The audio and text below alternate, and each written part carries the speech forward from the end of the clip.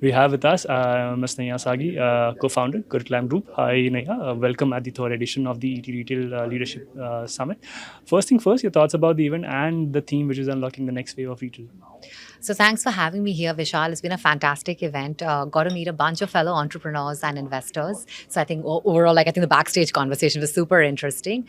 My session, I think, was super as well because we talked a lot about content to commerce. We talked about really figuring out the trends in e-commerce, in D2C, in retail.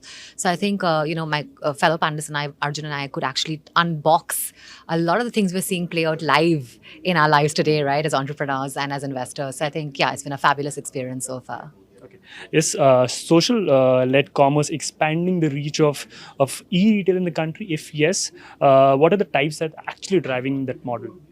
I think we use social commerce in very different contexts as well. I mean, we've all actually grown up with social commerce, right? If your neighborhood auntie basically tells you ki beta ye kharido, you would have bought it, right? That's social commerce at a very basic level. So I think what we are finding more and more, however, is how this is being digitally translated, right? So of course, the first wave was in terms of, social networks and influencers, right? Which is where, for instance, we have the good creator ecosystem. We have more than 1.5 million creators in that ecosystem. And they really spread the narrative of new insurgent brands and their stories, right? So I think influence is the first sort of wave of social commerce, if you will.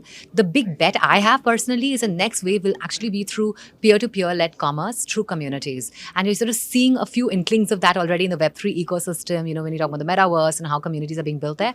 But I think there's a big opportunity for consumer brands to really capture that sentiment and to capture the most power purchasers, the most loyal evangelists, give them a voice to amplify that and help build communities around what the brand mission and purpose is. And I think that's going to be the next wave of, so-called social commerce.